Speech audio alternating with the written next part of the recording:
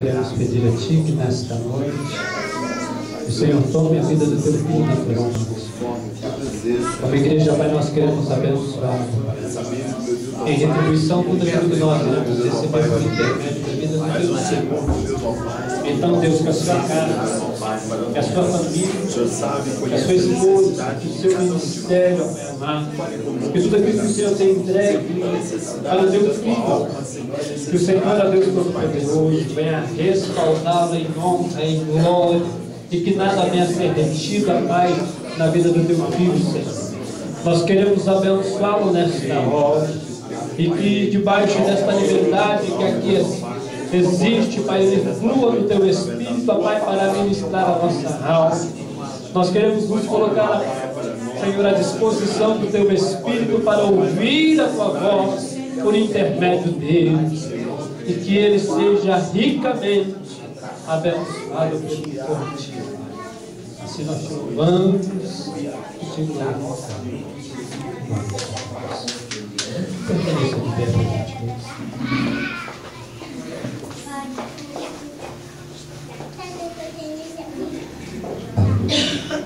Eu quero cumprimentar todos os irmãos, obreiros, ministros, senhoras e senhores, com a rica paz do Senhor Jesus. Amém? Glorifico a Deus, para mim é uma satisfação imensa, uma alegria, muita grandeza poder hoje estar aqui, né? Como já disse o bispo, conhecendo pessoalmente, em carne e osso, o apóstolo Célio, e também somos parceiros de Face. Não fico das 7h30 até o dia inteiro como bispo, mas a gente procura sempre também estar ali, introduzindo nas redes sociais, porque, como disse o bispo, realmente aquilo que muitos pensam como arma do inimigo, nós utilizamos como arma para o reino de Deus, né? Evangelizando, pregando a palavra do Senhor. E não quero tomar muito tempo dos irmãos. Enquanto os irmãos vão abrindo a nossa Bíblia, nós vamos também tendo na palavra. Eu já quero aqui trazer também as saudações do nosso ministério. Abra comigo na Bíblia, Evangelho de São João, o capítulo de número 3, versículo de número 30. Eu trago aqui a saudação do nosso ministério, Igreja Evangélica Pentecostal, Ministério Jesus, a videira verdadeira, a sede da cidade de Leme, São Paulo, interior. E se encontra ali a 100 quilômetros mais ou menos de Campinas. E a minha esposa não pode estar aqui conosco, a bispa Joyce Cristina, pois ela está dirigindo o trabalho hoje lá, de segunda do milagre, né? Temos lá um trabalho de segunda-feira, e ela não está conosco aqui, por isso eu venho com o meu cunhado, o Wellington, que está nos acompanhando aqui hoje. E como mais uma vez eu disse, a gente não sabe o destino onde Deus nos leva e quer que nós venhamos e colocamos nossos pés. Mas eu tenho certeza de uma coisa, que não estamos aqui em vão, não estamos aqui à toa, não estamos aqui simplesmente pelo fato de conhecer pessoalmente o apóstolo Célio, mas sim por um propósito e um objetivo de Deus. Deus nos trouxe aqui nessa noite para trazer uma palavra para cada coração nessa noite, em nome de Jesus. João, capítulo 3, versículo 30, nos diz aqui: é necessário que ele cresça e que eu diminua. Amém? Pode se assentar, em nome de Jesus.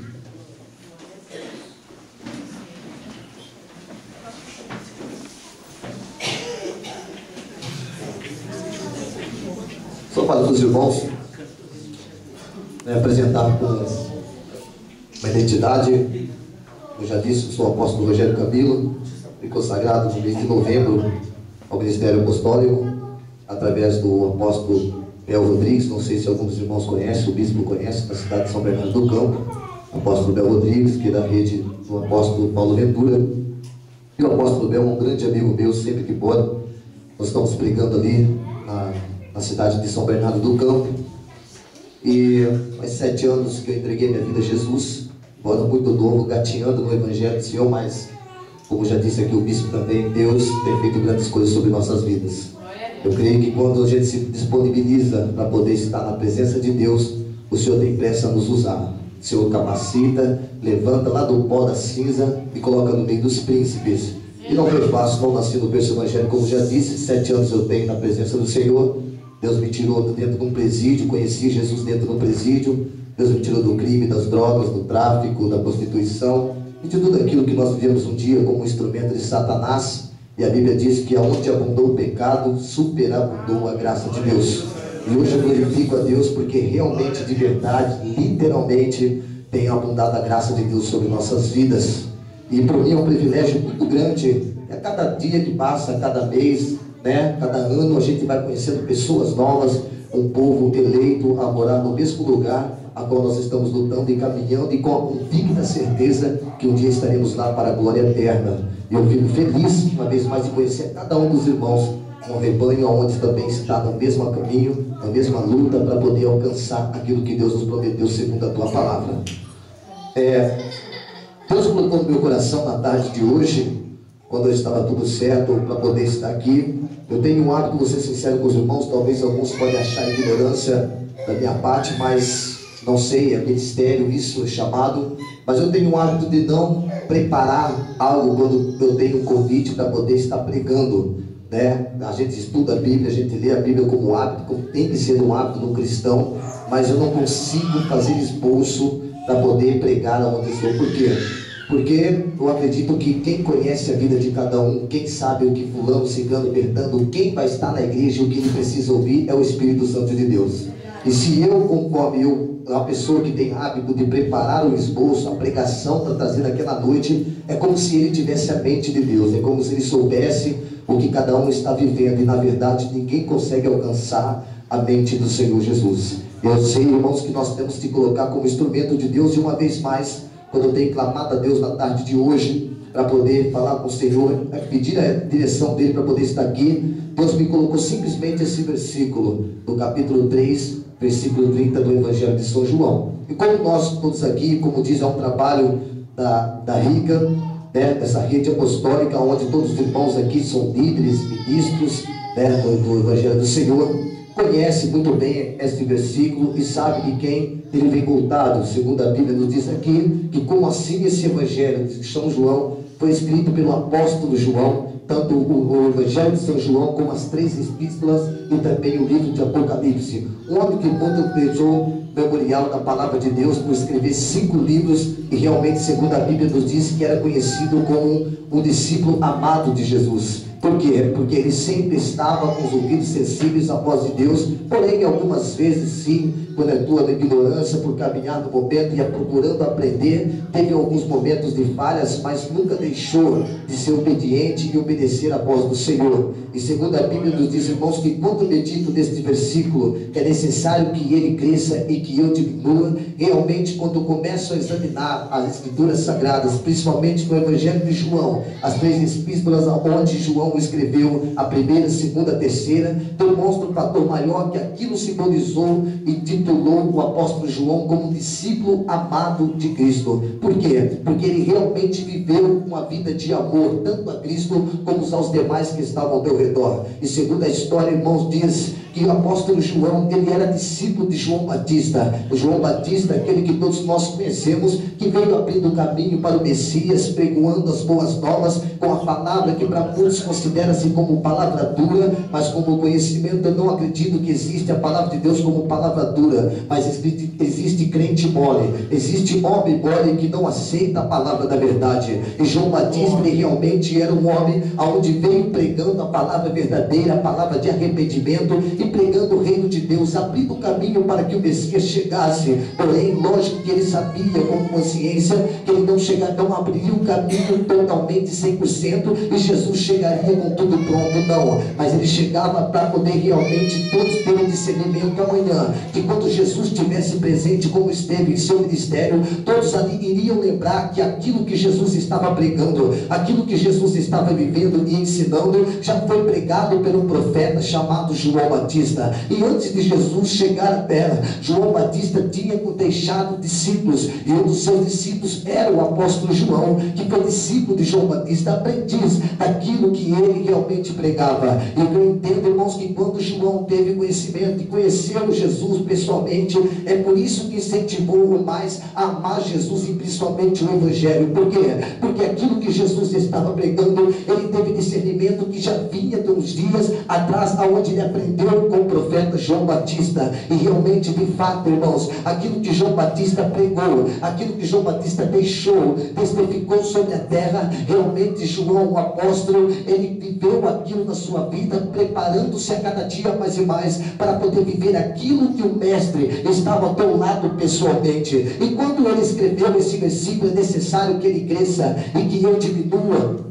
O que eu entendo diante deste versículo, ele estava se disponibilizando e deixando como referência para mim e para você, nos nossos dias atuais, que realmente, de fato, para nós termos o crescimento, quando Deus falou para Abraão, que se Abraão saísse da sua terra, se Abraão deixasse a tua parentela e a casa do teu pai, e fosse aonde, no caminho da terra que ele mostraria para ele, Deus disse para Abraão que engrandeceria o nome de Abraão. Ou seja, irmãos, o que significa engrandecer o nome do Senhor? Quando diz engrandecer o nome de alguém, não significa que o nome dele vai ser exaltado acima de todos, não significa que o nome dele, quando Deus fala engrandecer o nome de alguém, não quis dizer que Abraão seria o maior do que todos, que Abraão usaria esse fator principal de Deus engrandecer o teu nome para pisar nos pequenos, para pisar a quem estava ao teu redor. Não, quando Deus quis dizer que engrandeceria o nome de Abraão, é porque se Abraão fosse obediente à voz de Deus,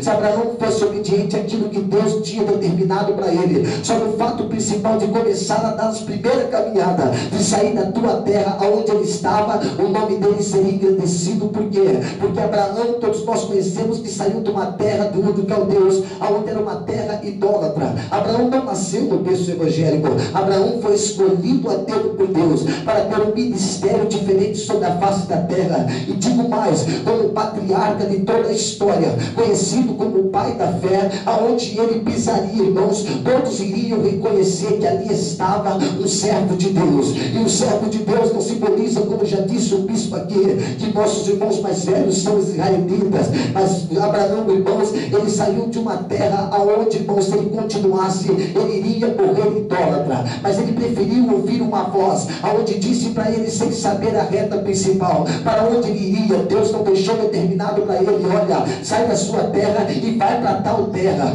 Deus não deu nome de cidade para Abraão, não. Deus apenas disse para ele: sai da tua terra e vai para a terra que eu te mostrarei. Ou seja, Deus disse para ele que se ele saísse da tua terra e Deus começasse a caminhar, lá na frente Deus iria mostrar o caminho para Abraão. E segundo os estudos da Bíblia nos diz, irmãos, que quando Abraão saiu da sua terra, ele saiu com 75 anos de idade. 75 anos de idade, Abraão deixou a sua terra, a sua parentela. Mas Deus voltou a falar com Abraão depois que ele saiu da terra de Ur dos Caldeus, com 90 anos de idade. Ou seja, depois de 15 anos passado, que Deus voltou a falar com Abraão. Durante 15 anos Deus se calou com Abraão. Durante 15 anos Deus silenciou com Abraão. Talvez ainda você já sabe, mas eu quero acrescentar nesta noite o porquê. Porque Deus se calou 15 anos para falar com Abraão? Porque infelizmente, quando Deus tinha dado uma ordem literal para Abraão deixar a sua terra,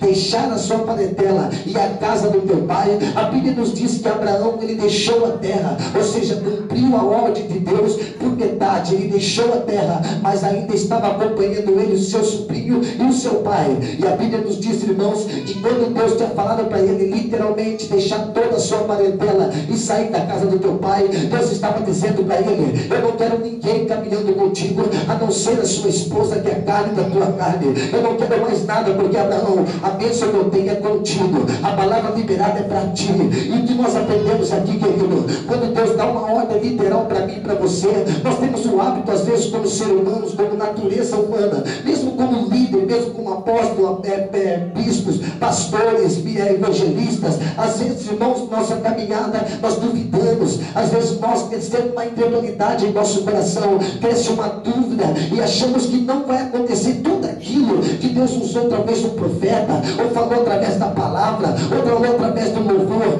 Não, por quê? Porque a circunstância, a adversidade, o impossível realmente vem pela ótica humana. Mas Abraão Abraão, irmãos, ele viveu desta mesma maneira. Nós conhecemos Abraão como o pai da fé, como o pai de 3 nações principais sobre a face da terra, mas esquecemos muitas vezes que Abraão também aprendeu com os erros. Abraão mentiu, Abraão passou por muitas coisas, mas mesmo assim a misericórdia de Deus sempre esteve sobre a vida dele. Por quê? Por causa da promessa. Segundo a Bíblia nos diz, irmãos, que ninguém descerá à sepultura enquanto Deus não cumprir a tua promessa. Ou seja, enquanto nós estamos caminhando, sendo fiel a Deus, buscando estar na tua presença, querido, nada pode acontecer de pior com você. Você passará pela luta, passará por tempestade, passará por deserto. Então, o inimigo pode até mesmo tocar em algumas coisas tuas, mas no teu ministério, no teu chamado, na tua promessa, querido, ele não pode tocar, ele não pode roubar. Enquanto não se cumprir aquilo que Deus te prometeu, nós não deixaremos a face da terra.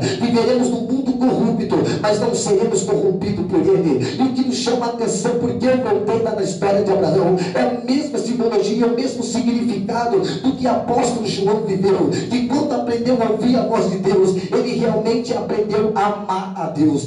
Abraão começou a ser visto por Deus como um homem amável. Tudo aquilo que Abraão pedia ao Senhor e aquilo que Deus pedia a Abraão começava a se cumprir, e nunca foi pensando em 2 vezes. Por exemplo, quando Deus pediu para Abraão o seu filho Isaac, o seu único filho. Agora imagine, irmãos, Abraão e Sara pediram tanto tempo um filho para Deus, clamaram a Deus por um filho, e nós sabemos que Sara era estéril, não poderia gerar filho. Segundo a medicina, e muito mais na época, irmãos, a medicina não tinha a tecnologia que nós temos hoje. A medicina não era destacada como nós temos hoje. E nós sabemos que quando Deus fez uma promessa para Abraão, um homem já velho, uma mulher que não poderia gerar filho, também velha, porém também ainda estéril, a Bíblia diz, irmãos, que Deus prometeu dar um filho da promessa para eles, e eles, por não aguentar esperar por este momento, achando que não iria acontecer, que era impossível, eles geraram um filho através de uma escrava. E a Bíblia diz, irmãos, que mesmo eles desobedecendo a voz de Deus,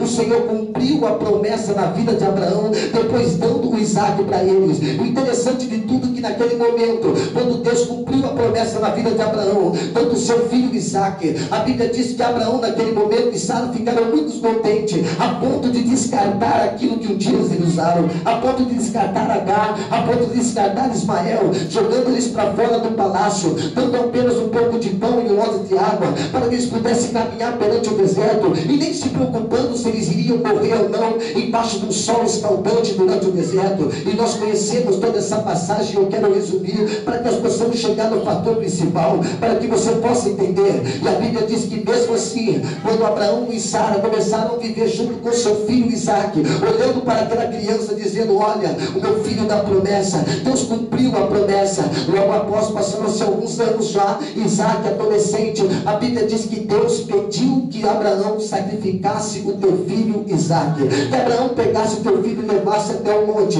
aonde Deus o separou para que ele pudesse sacrificar o teu filho. Mas nós sabemos, segundo a história, que Deus não estava querendo um sacrifício humano do seu filho Isaac. Deus estava provando a obediência de Abraão. O que significa isso? Depois de tanto momento que Abraão passou com Deus e Deus com Abraão, depois de tantas vezes rebeldia e mentira que Abraão viveu com Deus, e Deus ali vivendo ainda com a misericórdia sobre Abraão, Deus mais uma vez estava provando a Abraão se ele aprendeu com os erros. Agora entenda a misericórdia de Deus, a ponto que chega o amor de Deus, mesmo depois de tantas falhas, de tantos erros.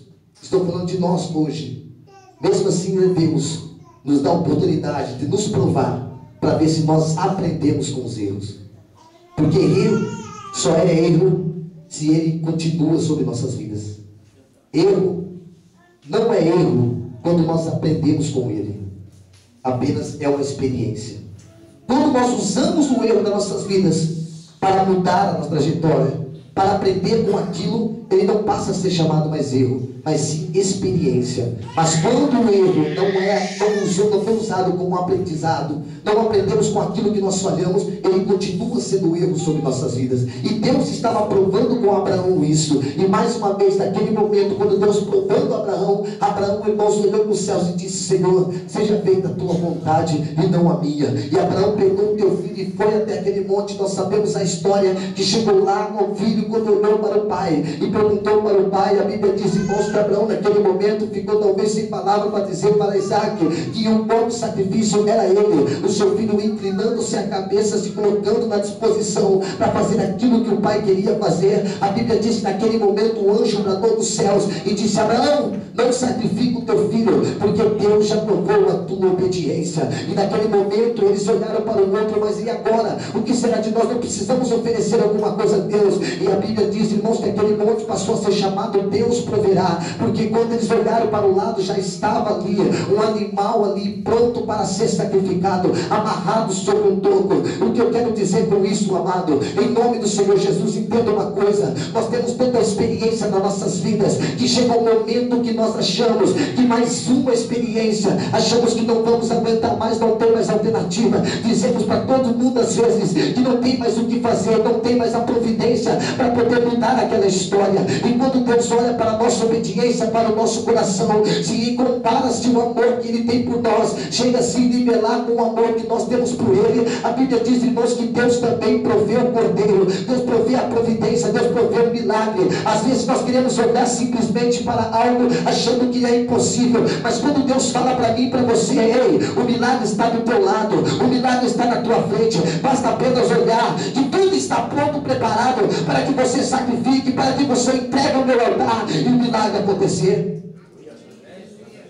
O interessante de tudo isso, que a história, tanto Agar como seu filho Ismael viveu a mesma coisa, esse mesmo momento.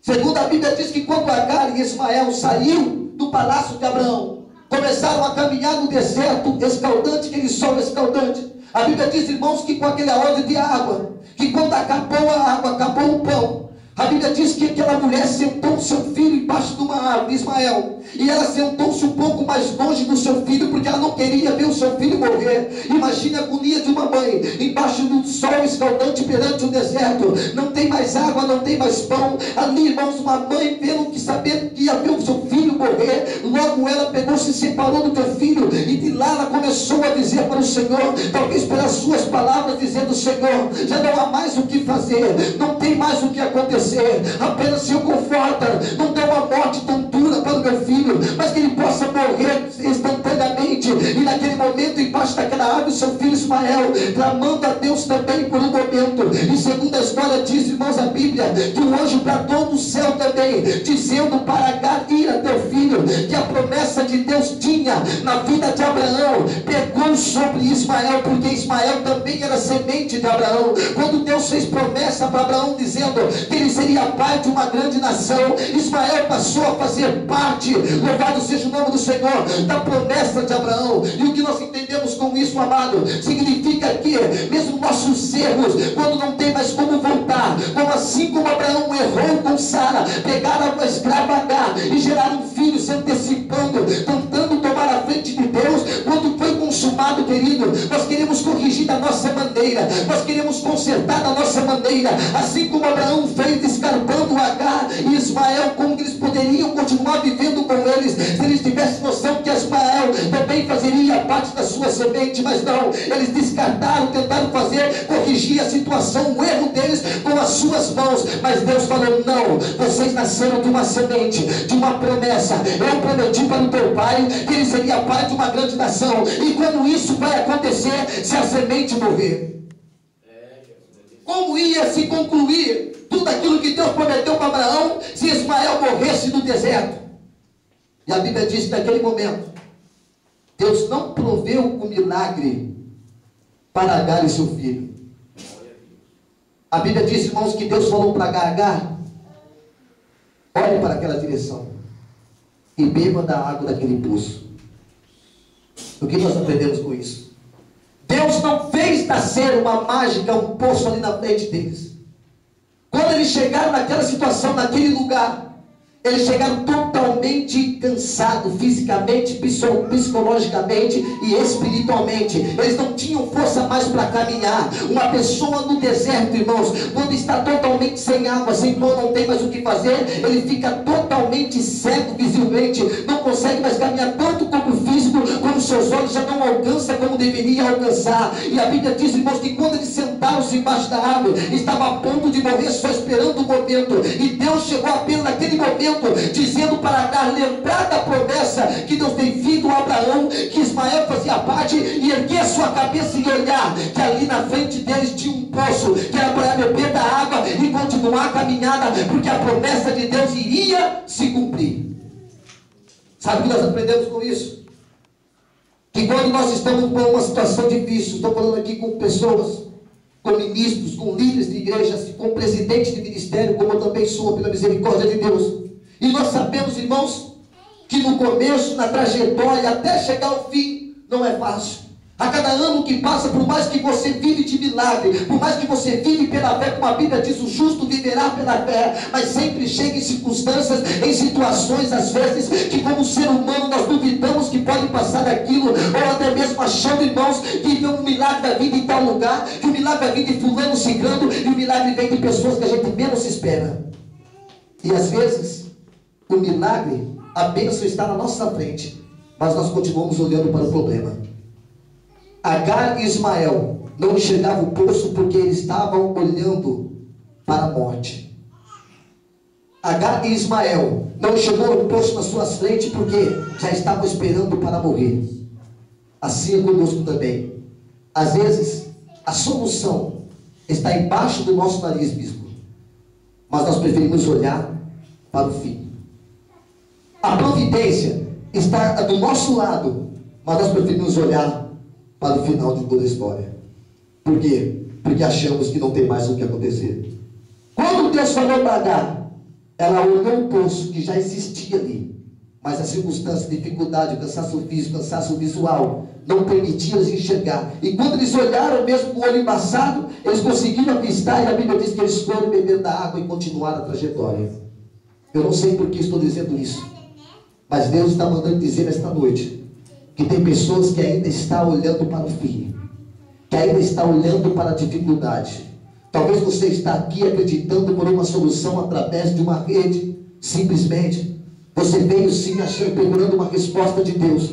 E Deus está dizendo para você nessa noite, em nome de Jesus, a bênção já está sobre a tua vida, a bênção já está sobre você. Ei, querido, não está na frente, não está do lado, está dentro de você, foi colocado dentro de você, querido, um Espírito chamado Espírito Santo de Deus. Quando foi colocado em cima de você, dentro de você, foi uma promessa lançada, e você tem uma marca da promessa sobre a tua vida. E essa marca da promessa não pode se acabar simplesmente por uma prova, por uma tribulação, por uma tempestade, simplesmente por um deserto. Não, querido, quando há aquele que há promessa, é melhor aquele que tem promessa do que aquele que tem direito. Deixa eu contar rápido algo aqui. Há duas diferenças do que tem promessa e do que tem direito. Há duas diferenças. E os dois passam pelo deserto. Os dois passam por dificuldade. Os dois passam por problema.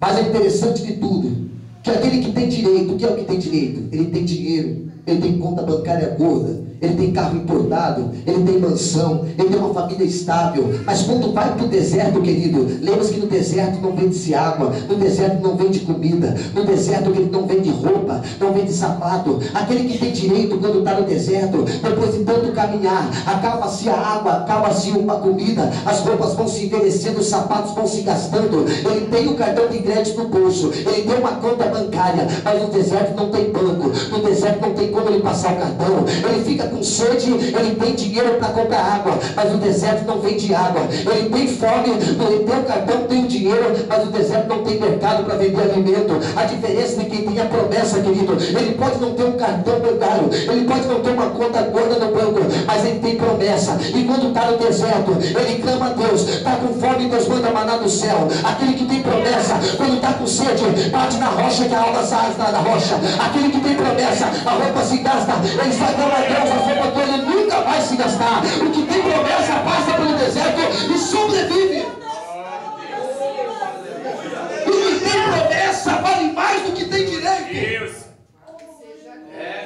Por isso, nunca confie no seu cartão de crédito. Nunca se apegue na sua conta bancária. Nunca se apegue no seu carro importado. Nunca se grude-se mais na sua família estável, achando que, se eu morrer, fulano fica, eu dependo de fulano, fulano pode me ajudar. Não, querido, a nossa dependência é em Deus. É Ele que cuida de nós. Nós cuidamos da tua obra, Ele cuida dos nossos. Nós cuidamos do teu evangelho, Ele cuida dos seus. E assim, sucessivamente, nós caminhamos com Cristo. Quem tem promessa não morre. Quem tem promessa vai viver se cumprir a promessa. Agora, voltando para a dor, do versículo que nós lemos, que Deus colocou no meu coração para usar Abraão, porque chegou um momento que Deus testou, provou Abraão, e ali Deus viu que Abraão estava pronto. No momento que ele obedeceu a voz de Deus, sem pensar duas vezes de entregar o seu único filho, talvez, irmãos, Abraão poderia passar e começar a pensar: Deus, o Senhor demorou tantos anos, eu pedi tantos anos meu filho Isaac, e agora que o Senhor me deu, o Senhor vai me tirar o meu único filho? Ele poderia contestar com Deus dessa maneira. Imagine, irmãos, talvez você passasse por essa situação, a sua mulher estéril, você querendo ter um filho gerado por vocês, não dotado, mas gerado por vocês. E ali, quando se passa anos, Deus abre a máquina da tua esposa, depois de tanto tempo vocês têm buscado, pedido a Deus, e aí vocês pegam, têm um filho, e Deus pede o filho de vocês. O que vocês pensariam naquele momento? Abraão poderia passar e contestar com Deus, brigar com Deus, falar: não, Deus, não, eu pedi tanto tempo, eu já mandei meu filho Ismael embora, que agora como é que vai fazer? Eu vou dar meu único filho da promessa para o Senhor? Não, ele obedeceu a voz de Deus. Por quê? Porque ele lembrou-se que quando Deus prometeu que ia dar um filho, Deus deu. Quando Deus promete alguma coisa, toda promessa ainda vem a prova dela. Talvez você não entendeu o que eu quis dizer. Toda promessa de Deus, ela vem com uma prova. Deus te dá a promessa, Ele conclui a promessa, mas não se acomode, porque Ele vai te provar se você é digno de aguentar a promessa. Deus cumpre aquilo que Ele te prometeu, mas lá na frente você vai ser provado por Deus, para ver se você continua na obediência, se continua com o amor fraternal, se continua olhando para Ele, se nós não se apegamos àquilo que Ele deu, se o que é prioridade sobre nossas vidas, as suas promessas ou Deus. O que vale mais para nós, irmãos? Deus ou as suas promessas? Deus. Acima de tudo, é o que Deus fez com Abraão. E depois daquilo, Deus começou a concluir tudo aquilo que Deus tinha prometido a Abraão. E resumindo a história que eu trouxe sobre o apóstolo João, da mesma maneira, depois de ter ouvido, aprendido como discípulo de João Batista, o profeta, o último profeta messiânico, pregando a vida de Jesus, tudo que Jesus estava pregando e vivendo pessoalmente com eles, João já sabia através da boca do profeta que viveu a verdade, morreu, foi tirado da sua cabeça para pregar a verdade, irmãos. Hoje nós sabemos, irmãos, que quanto é difícil pregar a verdade, quantas pessoas estão com medo de perder a cabeça, estão com medo de perder amizades, estão com medo de perder patamar, estão com medo de perder, irmãos, um conhecimento na sociedade, estão com medo de perder família, estão com medo de perder bens para pregar a verdade, querido. Nós não devemos temer nada sobre a face da terra e continuar sempre pregando o verdadeiro evangelho. Glória a Deus. Aleluia.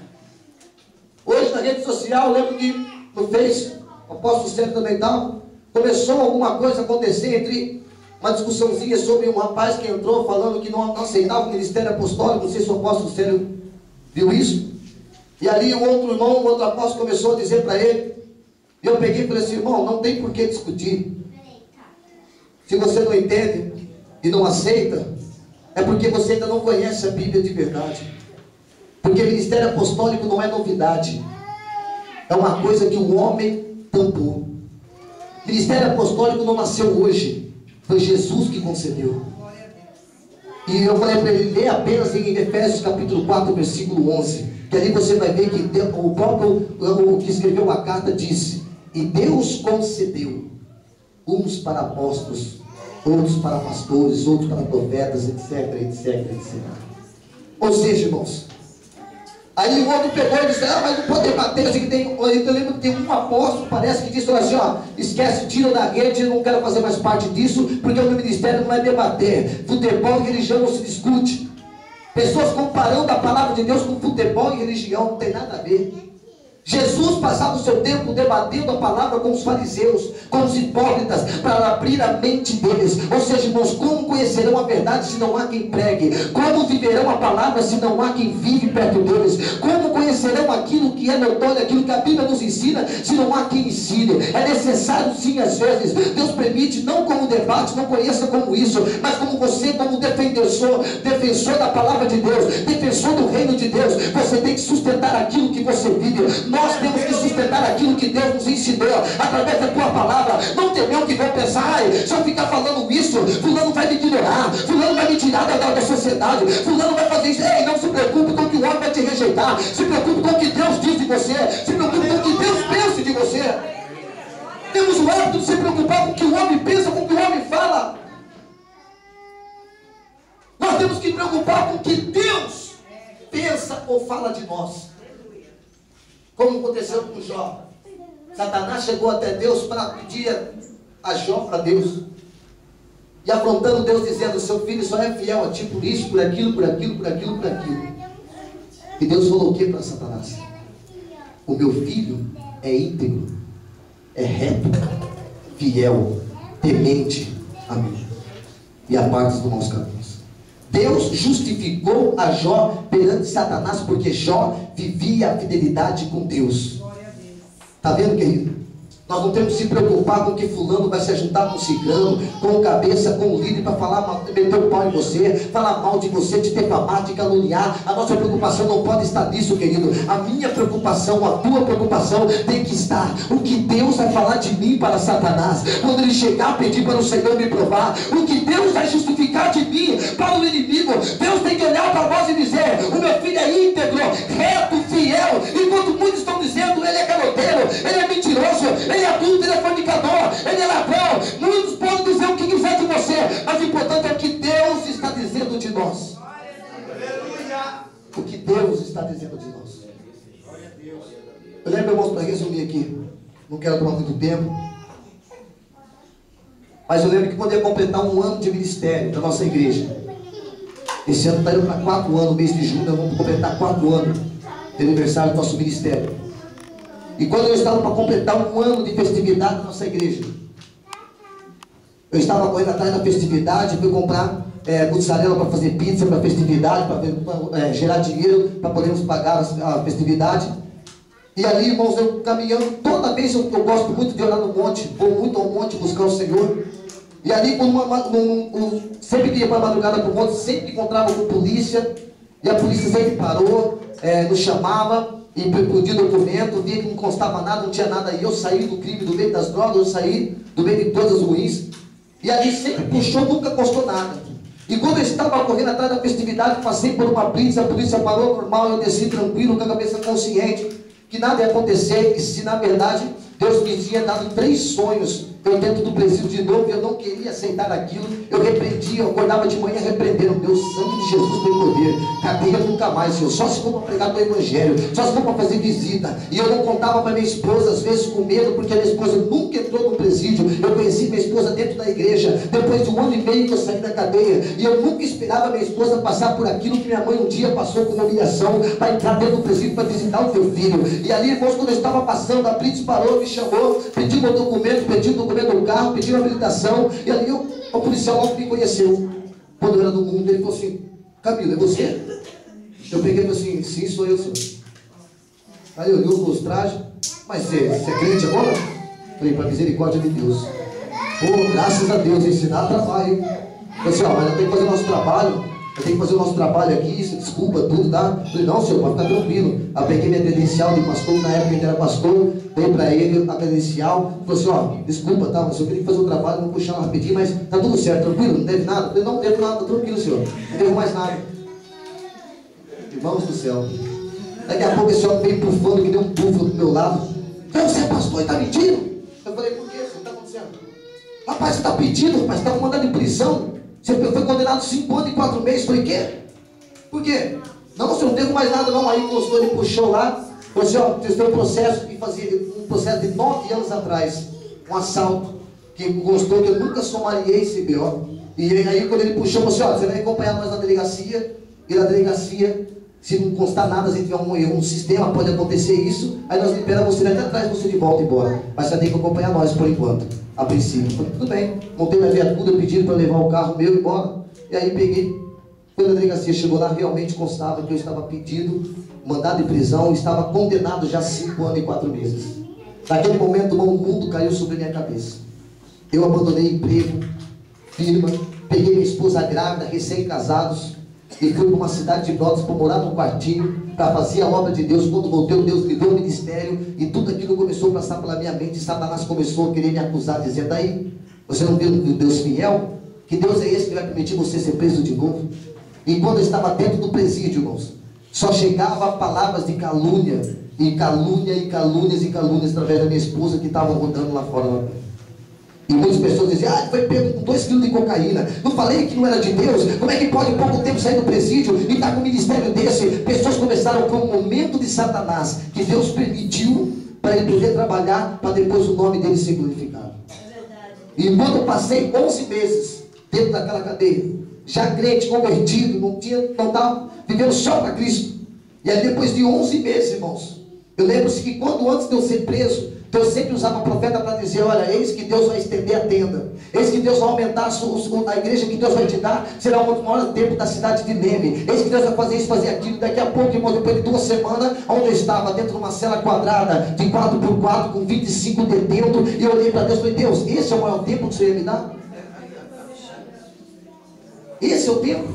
E só eu de crente ali, os ladrões, enquanto nessa primeira semana que eu estava dentro da cadeia, bispo, eu assisti no jornal regional, o jornal de polícia, olhando o jornal, daqui a pouco entrou uma quadrilha que caiu com um assalto, com um desvio de carga, e ali sentaram do meu lado e começamos a conversar tudo. Eu falei para eles que eu era pastor, aí um me conheceu do mundo quando era do crime ainda, aí pegou, começou a conversar, pô, rapaz, pô, moleque, você é crente agora, nossa, que bênção, é assim, pela misericórdia de Deus, tá? Nossa, um dia eu vou sair daqui, vou conhecer a tua igreja, etc. Aí eu peguei, nós assistimos televisão e passou um destaque na televisão, o barracão aonde eles tinham sido presos com a carga desviada, com a carga roubada, e um começou a olhar, mostrar, lá você lá, tá vendo lá vocês, e começaram um apontar outro na televisão, e naquele momento, sentado com um deles, um olhou para mim e falou assim, ô pastor, olha o tamanho do salão, pastor.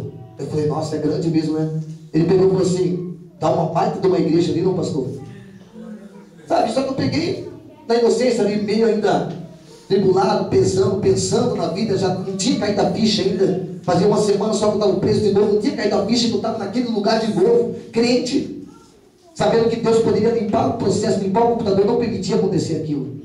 E eu peguei lá que ele falou assim, nossa, pastor, dá uma baita de uma igreja ali, não? Eu peguei assim, é verdade. E passou, irmãos, nem lembrei mais disso. Passou-se 11 meses. Quando eu saí, quando Deus me deu a liberdade, depois de 2 semanas, o Senhor, o mesmo barracão, onde tinha visto na televisão que aquele homem tinha falado que daria uma grande igreja, é a nossa igreja hoje. Glória a Deus, aleluia. O interessante, irmãos, que eu pintei, nós pintamos aquele barracão, construímos o púlpito, foi aquela batalha, colocamos o piso inteiro, pisamos, colocamos o luminoso e tal. Aí depois, no dia da inauguração, eu reformei todo aquele salão e nunca passou para minha cabeça na reforma aquilo que o homem tinha falado dentro da cadeia. Não tinha lembrado que era o barracão que tinha caído no assalto. E quando no dia da inauguração do templo, eu peguei, na hora que eu ia começar a falar da inauguração, comecei a chorar. O Espírito Santo de Deus me lembrou, me fez ter uma retrospectiva na minha mente. Há 11 meses atrás, na primeira semana que eu estava preso, lembrando daquele homem falou, o lugar que eu estava, inaugurando a igreja, é onde Deus estava profetizando dentro da cadeia. Glória a Deus, aleluia. Por que eu estou dizendo isso, irmãos? É porque o amor, quando a gente se diminui na presença de Deus, para que Ele cresça, isso é uma diminuição, não se importa a circunstância, a situação, o lugar, o momento aonde nós estamos vivendo. Quando Quando há um profeta de verdade, quando há um servo de Deus, quando há aquele que ama a Jesus, e a obra, querido, não é a circunstância, o lugar, a tribulação, o deserto, não pode mudar o seu caráter cristão, não pode mudar o teu amor por Cristo, nada pode tocar naquilo que você tem com Deus, na sua intimidade. Quando isso acontece sobre nossas vidas, é que eu falei, fui fiel a Deus, larguei tudo, Deus me tirou de tudo aquilo que eu vivia antes, e me permitiu cair dentro de uma cadeia, porque Ele estava me provando a minha fidelidade, eu aprendendo com tudo aquilo que eu vivia, para alcançar outra promessa, e assim sucessivamente as nossas vidas, todos os dias, querido. Deus permite você entrar no lugar, mas sair de cabeça erguida, o nome dele ser glorificado. Deus vai permitir você amanhã entrar em lugar, você pode ter sido humilhado pelo homem, mas você vai sair de cabeça erguida, o nome do Senhor vai ser glorificado. Por quê? Porque é necessário que Ele cresça e que nós diminuamos na presença dele. No lugar que você estiver, não importa patamar, você pode estar lá em cima, mas não esquece de ser no Rio Jordão. Você está lá embaixo, não se esquece de ser no Rio Jordão. Não importa o nível que você está, o lugar que Deus te colocou, mas nunca deixa de descer no Rio Jordão. Nunca deixa de se humilhar. Nunca. E o que João estava dizendo, é necessário que ele cresça e que eu diminua, era isso. João passou por um momento difícil, foi apelidado por Deus como que ele chamou Tiago, como filhos do trovão. Tudo tem um significado. Quando nós estamos na presença de Deus, querendo fazer a tua vontade, com dignidade, com sinceridade, com amor, com fidelidade no Senhor, querido, podem nos habilitar, nos colocar o nome do que quiser, mas Deus sempre vai te colocar um nome fiel. Deus vai sempre te colocar, te apelidar com o nome que realmente faz jus à tua fidelidade. Glória a Deus. Sempre. E o que vai prevalecer não é o nome que o mundo põe sobre você, não é o que os outros falam de você. O que vai prevalecer é o que Deus fala de nós. O que Deus fala de nós. Irmãos, para resumir, esses tempos atrás Deus me deu uma revelação. E o que tem de crente bonsai dentro da igreja, o que tem de ministérios bonsai dentro da igreja, o que tem de ministros bonsai dentro da igreja. Que é isso, apóstolo? Bonsai. Todo mundo conhece a árvore bonsai aqui? Conhece? Muitos acham que nasceu no Japão, foi criado, foi cultivado no Japão. Não, na verdade, começou a ser cultivado na China. E a bonsai não é o nome de uma árvore, mas sim a forma de ser cultivada. Então qualquer árvore sobre a face da terra pode ser uma árvore bonsai, se ela for cultivada da forma que é cultivada uma árvore bonsai. E então, irmãos, nós sabemos que uma árvore bonsai é cultivada dentro do lar. Ela não é cultivada na área verde, no solo, como é de costume as árvores em área verde. A árvore bonsai é cultivada dentro de um vaso vazado com furos, e toda vez que vai saindo a raiz por baixo, ela é podada para não crescer mais. Quando ela tenta crescer por cima, os seus galhos são podados para ela ficar uma coisa bonitinha, aparente. Depois na estante de casa, por lá onde for, e ela fica bonitinha, todo mundo olha e fala, nossa, que coisinha bonita. Sabe o que interessa, irmãos? Uma árvore bonsai, ela dura 300 anos de vida. Quantos crentes dentro de uma igreja tem dessa maneira? A pessoa pela primeira vez chega na igreja e olha aquele crente e fala, nossa, que crente bonito, olha aparentemente, olha, esse aqui é crente de verdade, mas só vê ele daquela maneira dentro da igreja, mas nunca ele cresce ministerialmente, nunca cresce espiritualmente. Você não vê progresso sobre a vida dele, a sua família sempre passando por dificuldade, a família dele sempre enferma, nunca você vê progresso sobre a vida dele, e se torna um crente bonsai dentro da igreja, bonitinho dentro da igreja, dura 30 anos dentro da igreja, mas nunca se destaca, nunca cumpre a promessa que Deus falou, eu engrandecerei o teu nome sobre a face da terra. Nunca. O que Deus está olhando nos últimos tempos, irmãos, o que tem de crente bonsai dentro das igrejas, bonito, aparente, mas não se destaca. Quando se fala de destaque, mais uma vez, eu não estou falando para nós exaltarmos. Nós sabemos que quem deseja aparecer é o nome de Jesus. Mas, irmãos, não vamos ser hipócritas, não vamos ser levianos de pensar de uma maneira dessa. Muitos que pensam desse jeito, ele nunca cresce espiritualmente, ele nunca sai do lugar.